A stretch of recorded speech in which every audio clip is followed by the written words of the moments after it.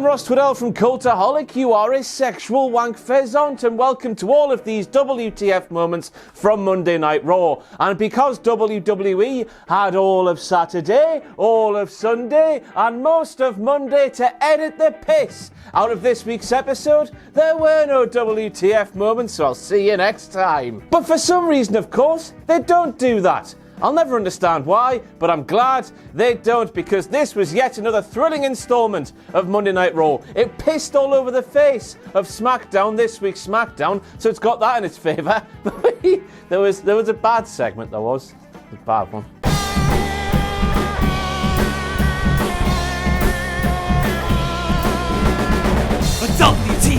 WTF! But we're kicking things off with this. Wankety wank, wankety wank, wankety wank, wankety wank, wankety wank, wankety wank, wankety wank. Hello and welcome to Wankety Wank, the section of WTF Moments where you point something out that I have missed and I give you all the credit because, quite frankly, you deserve it. We're kicking things off with a retrospective WTF moment because during the WTF Moments for SmackDown, I asked, where the hell is that? Because that is not Manchester, England. That stadium is neither Old Trafford, the Etihad belonging to Manchester City, or Old Trafford Cricket Ground. Now, thanks, of course, to everybody who tweeted me this last night, but the fastest finger first belonged to Sam, the goat flopper, who let me know that's the Etihad Stadium in Melbourne, Australia. Some boffin backstage just went, oh, we need a picture of the Etihad Stadium. There's only one in the world, isn't there? So they googled Etihad Stadium, picked the first picture they saw, and they showed a picture of Melbourne while claiming it was Manchester. And of course, because this was the second of a double header, isn't it so cool, guys? You get 2 for 1. Taping, there was some Cultaholic representation. So thanks, of course, goes to the people who were shouted out on yesterday's WTF Moments for SmackDown, but also random woman in the second row in the Cultaholic t-shirt. I didn't spot you during the SmackDown portion of this taping, but I did there, so thank you as well. Next time you go to a show, do what those 4 people did. Now, was anybody else wondering what the hell Becky Lynch and Charlotte Flair have done to deserve a shot at the Kabuki Warriors WWE Women's Championships? Now, because Charlotte and Natalya defeated the Kabuki Warriors recently, they got themselves a title shot. Good, they won a match, fair enough. But Natalya couldn't be at Raw this week because of family commitments. She was probably stealing something else from Bret Hart. So WWE said to themselves, oh, Natalya's not here, Becky Lynch, she's a woman.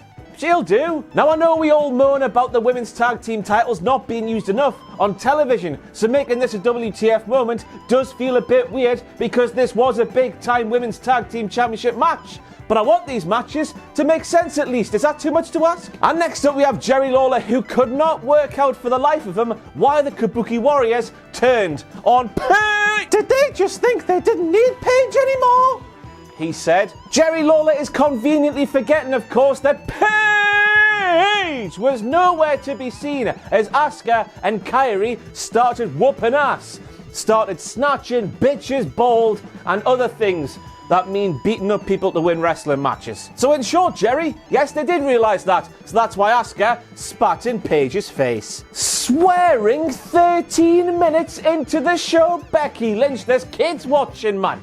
You see, now you can kiss me arse, Russ, because I don't care about your stupid feelings there. How very dare you. So we all know that Brock Lesnar quit Friday Night SmackDown because he wanted to layeth the smacketh downeth right oneth Ronald Mysterious's Machka. But of course he couldn't because Ronald is a Raw superstar. He's exclusive to the USA Network, which means he can't appear on SmackDown and vice versa and all that nonsense. There's WWE SmackDown Live Women's Champion Bayley on this week's Raw. Consistency. So finally we have the second coming of... It's Christian. Just as McIntyre was delivering a horrible looking powerbomb right to the floor on Sin Cara. We all know that Sin Cara means man without a face or something, but I now need to know the Spanish for a man without a spine or without a soul, because both left his body when Drew did what he did there. But despite this looking horrible, sickening, devastating, Vic Joseph's response was nothing more than... Bam. And honestly, I sat there halfway through this week's Raw and I said to Richard Tubman next door to me, Richard, I might start watching this week's episode from the start once again just so I can count how many times Vic Joseph says bam when something impactful happens in the ring or outside the ring or anywhere on the show. Somebody count them for me if you've got the time. So the question I was left asking here is, are we supposed to be a bumblebee right here? We've all seen the films and the TV programs, haven't we, where the viewers at home watching the television are looking at things from the perspective of a bumblebee. That's what we see, isn't it? Is it? But this is all very confusing because Erick Rowan has something in a box that he finds very cute and coochie coo, you're beautiful and all that stuff. And it was really unnerving. And I just hope that in all of the name of Black Rain, it's not a rat. Just because. That wasn't good, was it? But the most horrifying thing of all of this is we learned that Erick Rowan is our bumblebee dad and coochie coo. You're very cute, you. What kind of a daddy is he? Is he the bumblebee dad in a biological sense, or is he the bumblebee daddy with all of the honey? Could you imagine? So next up we learned that R-Truth will be taking on both Singh brothers in a handicap match for the 24/7, 48/7, 7-Eleven European Television Championship. And immediately, when this match was announced, I thought back to a promo package we had just seen with the OC and Trevor and Humberto and Randy Orton, where AJ Styles said to Humberto and Trevor, lads, I would love to take you on in a 2-on-3 handicap match, but WWE management, they wouldn't allow that sort of nonsense. Are you sure about that, Alan? If the Singhs can get that handicap advantage, surely you can. And then we had Jerry Lawler claiming that R-Truth has been confused all of his life, so much so that even when R-Truth was a kid, his imaginary friends wouldn't play with him. 2 words, Jerry. Little Jimmy, who would have been known as Tiny James when R-Truth was a child, all the way back in the Victorian era. He's old, but he's ageless. Now, hang on a second there. We all know what gorilla position looks like in WWE today. It's all fancy and it's all mahogany, and Vince McMahon sits in the corner plotting how to kill many careers. So then, when the Singh brothers ran away from R-Truth, they proved in that moment they can teleport. 1 second they were there, the next second they were there, which would have required them to worm their way through gorilla position, past that mirror that's through the curtain on the other side of gorilla position, down the stairs from gorilla position, around the corner, and that's just not possible in 1 second in my opinion. And now it's time for this once again. Wankety wank, wankety wank, wankety wank, wankety wank. Wankety wank, wankety wank, wankety wank. Now yesterday on the WTF Moments video for Friday Night SmackDown, we learned that for some reason WWE did not show the most important thing on the show, The Fiend attacking Daniel Bryan and setting up this new Universal title feud to the people inside the arena. And thanks to Dan, we learned they did the same during the Raw portion of the taping as well, and I'm wondering why. Somebody please tell me. Now, when Erick Rowan does not want your WWE title, you know you have a massive issue with said WWE title. There he is, haven't knocked out the Singh brothers yet. For some reason, Erick Rowan, I don't care about the push, it's Eric Pissin Rowan. For some reason, he doesn't go for the pin. For some reason, he does not want the riches that come with owning a WWE Championship title, especially one like the 24/7 title. We all know Championship means more money, including that one, doesn't it? So with all of the fake crowd noises that happened all night long, which were so blatantly fake by the way, how could you... They just take the piss out of us, don't they? Why, when top babyface Seth Rollins gets in the ring and the crowd in the arena just boos him out of the building, why would you not try and cover that up? Now, obviously, with Rollins reacting to those boos, saying, come on, guys, bring that energy, I love it, yeah! There was no covering up really, but all night long, the fake crowd noises that were piped into the show did not match up with what we were seeing. So what would have one more hurt? What would have one more hurt? Would one more have hurt? You know what I'm saying. Unless, of course, they now want us to see Seth Rollins in a heelish manner, which he's done a great job of building up, by the way, over the past 6 months or so, with everything he's ever said or tweeted. Seth then says, I think I am the best wrestler in the world. As if Shane McMahon never existed. I mean, I guess in terms of WWE, no, now that he's fired, really fired, Shane McMahon does not exist, which left me then wondering, why the hell is one of the other top promotions in the world not snapped up Shane McMahon? He beat Roman Reigns in the heat of Saudi Arabia. He's good though, isn't he? Alexander Wolf now getting chopped in the face by Walter, and he smiled because of it. You kinky bastard. You mental man. Insane. And now I've got to make this a WTF moment, even though admittedly I myself have not watched a second of the weekly NXT UK show. But for Jerry the King Lawler to sit there, not live, but on Raw anyway, saying to Vic Joseph, "Oh, is that Walter? Oh, you know who this guy is. It's Walter." And then later in the night, for Jerry the King Lawler to say to Vic Joseph, "Is it Flash Gordon or is it Flash Morgan?" This should not be happening. People who work for WWE should not be burying NXT UK like Jerry the King Lawler was last night. Or Friday. And after everything Lawler said, that makes me want to turn into Chandler Bing himself and ask you, could NXT UK be any more irrelevant in WWE's eyes? I don't think they could, and that shouldn't be the answer. Now, halfway through that 8-man match, I heard Jerry the King Lawler call the fans inside the arena finickety, and then I realised that was like the 6th, 7th, 8th, 9th time Jerry had said that on the show. Did he just learn the word finickety in the hours before the show? Why was he calling the fans finickety so much? I mean, he's not wrong, is he? We are finickety. Wrestling fans, we are finickety. But to use it on the regs like he was, it's just weird. And next up we have Kevin Owens, who shouted, "I will eat your face," right to Marcel Bartel, who, by the way, in his ute, used to be Ross Geller's pet monkey. Anyway, I was left asking, what did Kevin Owens mean by "I will eat your face"? Did he mean hung, like eat his face, or did he mean la la la? He wants to neck on with him and stuff. What am I doing with my life? And next up we have Jerry the King Lawler being surprised that the ring survived a superplex involving Volta and Seth Rollins. Couple of 300-pounders them, aren't they? Just like Mark Henry on The Big Show, but bigger.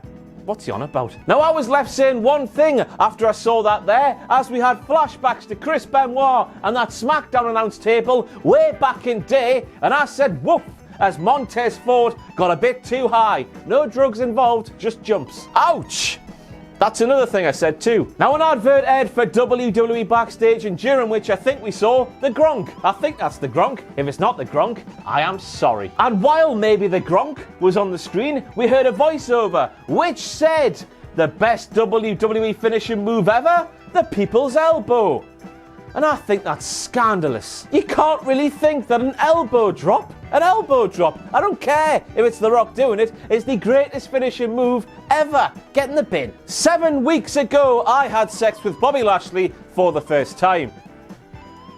Not me, Lana. Just a quick reminder now that Lana left my Bane Spirit Animal because my Bane Spirit Animal wanted too much of the sex. But we also learned that 7 weeks ago from last Friday exactly, Lana and Bobby Lashley had sex for the first time ever. It was their sex-iversary. And I was left asking, what kind of psycho keeps a record of their sex-iversary? Lana does. Bobby, run away quickly as hard as you can. Bobby, you are safer being in a field with your sisters.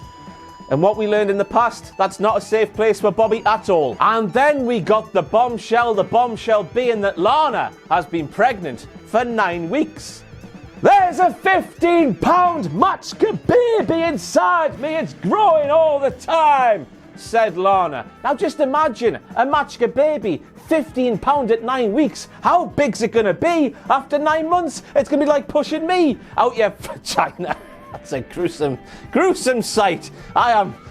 God. And then we learned after Rusev came up, because of course you hear your wife's pregnant, she says, "Oh no, it's not me fancy man's baby, it's me husband's baby, because I started shagging me fancy man after I got pregnant." Why?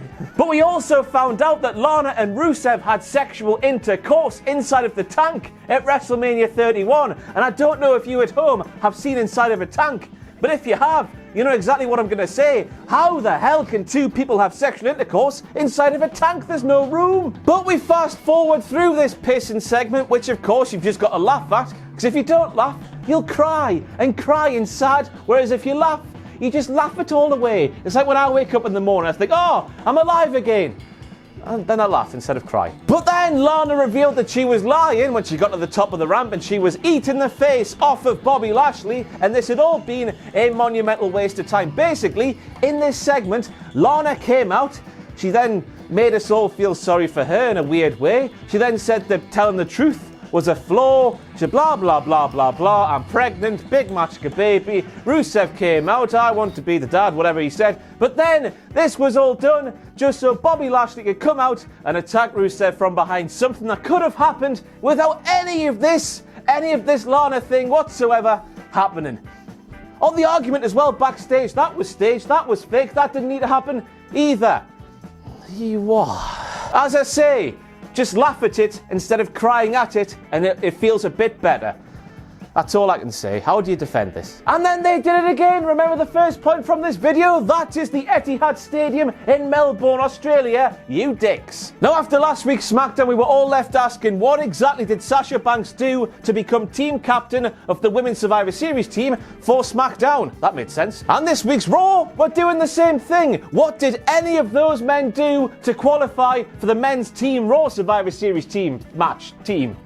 Now, I like Swiss cheese, but I like Swiss cheese when it's Swiss cheese, not when it's WWE storytelling.